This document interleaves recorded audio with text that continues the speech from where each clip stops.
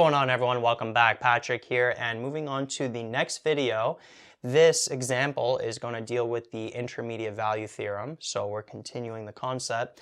Notice that I have the theorem written out up here, and what I'm going to do is I'm going to apply the theorem to solve this example here. So in a very similar fashion that I did in the overview video, where I'm going to take the parameters of the example and kind of sub those parameters into the theorem, into this paragraph here, to show you how it applies. So if you didn't watch the overview video, highly recommend you do that first before watching this example, because I explain the theorem. I kind of break it down visually and explain it in more detail on how it works, and then I actually do an example as well where I apply the theorem to the example. So we're just doing the second example now. And so the example is that we have to show the equation below, this equation here, has at least one real root. And this is a pretty common type of question that comes up with intermediate value theorem. Now, when they say one real root, what that means is that there's going to be some kind of x value where the left side is going to equal the right side. So notice that this is an equation with an equal sign in the middle. We got the left side, we got the right side. What they're saying is that we have to show that there's some kind of x value that's a real number where the left side is going to equal the right side. And we don't actually have to find the x value, we just have to show that there's going to be some kind of x value. I want to make that point as well. Because a lot of times, so we're going to be doing this example pretending that we don't have a calculator to work with. And a lot of times you could bring stuff over and it'll factor smoothly, but a lot of times it won't factor smoothly. And if you don't have a calculator, then it can be tough to get that decimal value. So we don't have to find the actual x value, we just have to show that there is an x value that's going to make the left side equal to the right side. And the first step with this kind of question is you want to take everything and bring it to one side. One of the sides should always equal 0. So a lot of times, so let me actually do it first. So if we bring the 5x squared and the minus 4 over, what we'll have is x to the power 3 minus 5x squared, that turned into minus, plus 2x plus 4. And that's going to equal 0. So a lot of times, this kind of question, you'll get this equation where everything is already on one side and it's just equaling 0. But a lot of times you won't. A lot of times it'll be sort of mixed up and you have to bring everything over. And the examples that I'm going to be doing, this example and the next few in the future videos, I'm going to have to do that step where I bring everything over to one side. But sometimes it'll be nice, you'll get nice questions where it's already done for you.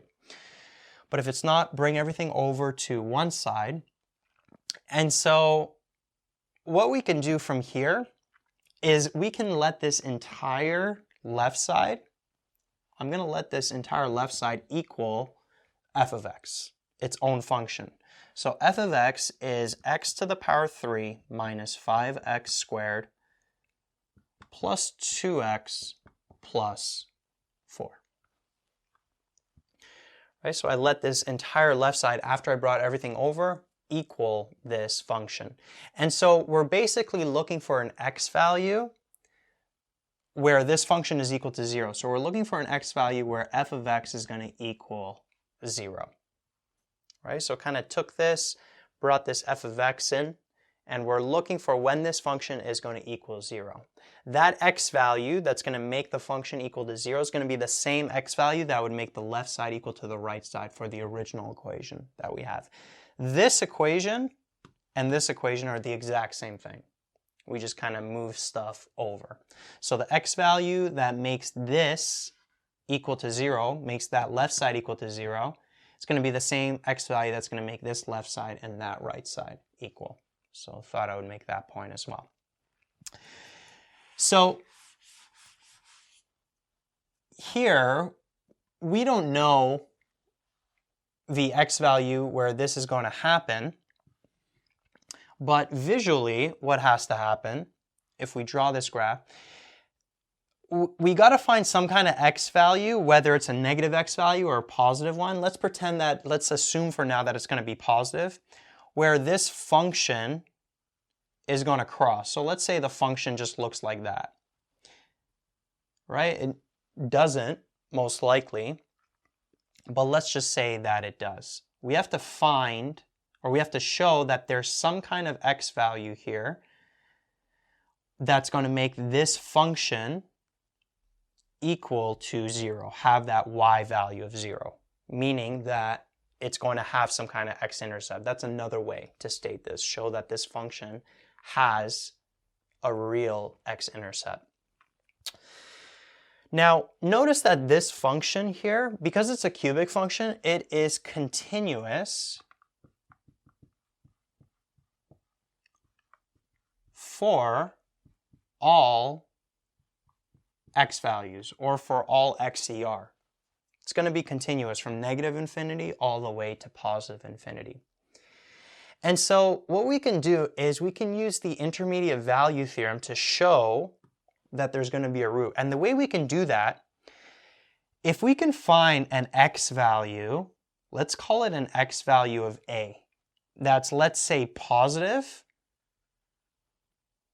and then we could find an x value b where the y value is going to be negative.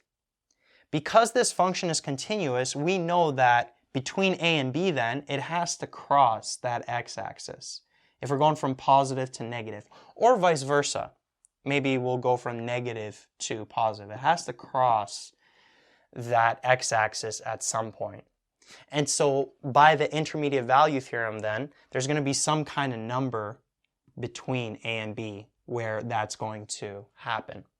And so what we want to do is do a little bit of trial and error and actually find this a value and this b value that's going to have a positive y value and then a negative y value respectively, or vice versa, that's going to have a negative y value and then a positive y value.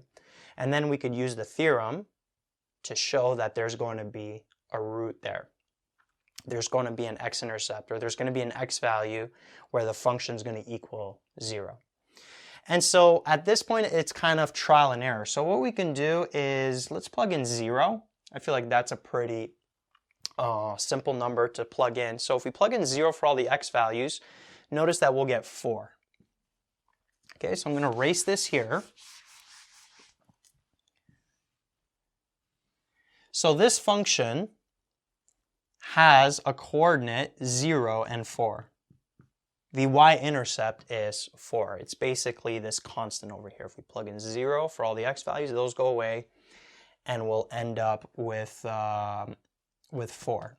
So that's definitely going to be a coordinate on this function. What about an x value of 1? What would happen if we plug in 1? Well, if we plug in 1 for all the x values here, we'll have 1 minus 5, negative 4, plus 2, which is negative 2, plus 4, which is positive 2. So this function also has a coordinate 1 and 2. However, notice that that doesn't really help us, because if you remember, as I said, what we want to do, we want to find x values for this function that have a positive y value and then a negative y value respectively, because then we know it has to cross that axis at some point. So the x values of 0 and 1 won't really work out for us because both of them have positive y values. Okay, what about, let's keep going. What about f of 2? If we plug in 2 for all the x values, notice we'll have 8, 2 to the power 3 is 8, minus 5 times 4, which is 20, so we'll have 8 minus 20, which is negative 12, plus 4, plus 4. So it's going to be negative 12 plus 8, which would give us negative 4. Right, so if we plug in 2 one more time, just going to do the algebra, negative 12 plus 8 would give us negative 4. So this function, let's forget about this 1 and 2. This function is going to have a coordinate 2 and negative 4. So let's say that we have an x value of 2 out there, and then let's say the y value of -4 is down here. Okay, I'm going to erase that. I'm going to erase this as well, kind of have as little stuff on this diagram as possible, not to confuse you. So we know that this function has a coordinate 0 and 4, and it has a coordinate 2 and -4. And then from there, because this function is continuous for all x values, it means it's continuous between 0 and 2, between the x values of 0 and 2, which means that since we're going from this point to this point, no matter what the shape is, it can maybe look like that. It's not going to look like that because that would be too many turning points for this type of function.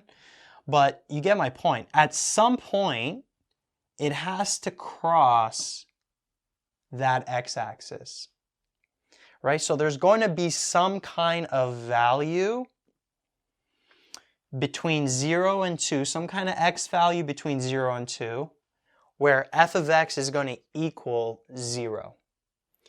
And we can use the intermediate value theorem to state that. So let me erase this.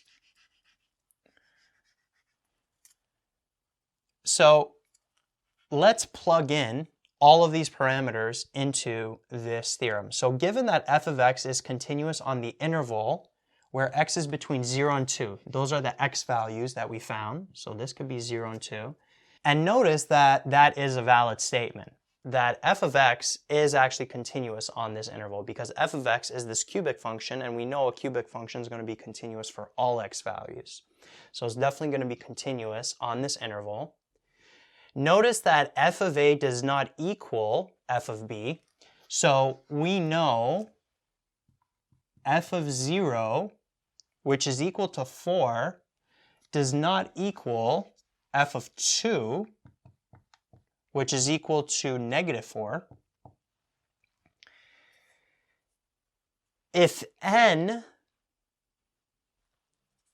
which is in this case 0, okay, if 0 is in between f of a and f of b, remember f of a is f of 0, a is 0, b is 2, and remember f of 0 is 4, f of 2 is -4.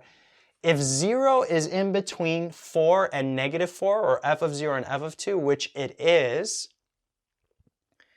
then there exists a number c between 0 and 2, where f of c is going to equal 0. Okay, hopefully that makes sense. So I just took all of these parameters for this example and plugged it into the theorem. And so if you do those steps, so if you take that equation, bring everything over to one side,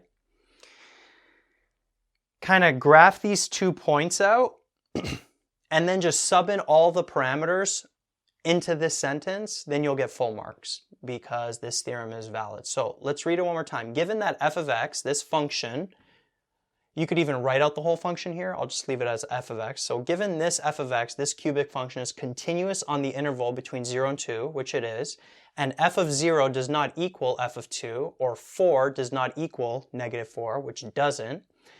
If 0, which is what we're trying to find when the function is equal to, if 0 is in between 4 and -4, or f of 0 and f of 2, which it is, right? 0 is in between 4 and -4.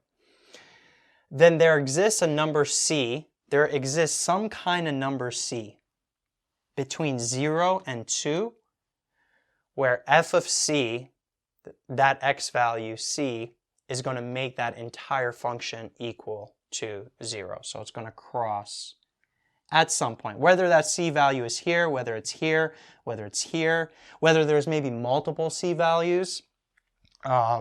If there were multiple c values, there would actually have to be 3, because if it crossed once, it would have to cross twice, or actually no, it could actually bounce as well on the axis. Anyway, not too important, but there could also be multiple c values.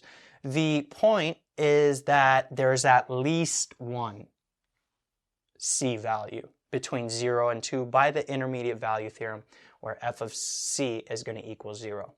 And if there's an x value between 0 and 2 where this function is going to equal 0, that means that that same x value or that same c value is going to make that original equation that we had, where we had like a left side and a right side, both of those sides equal.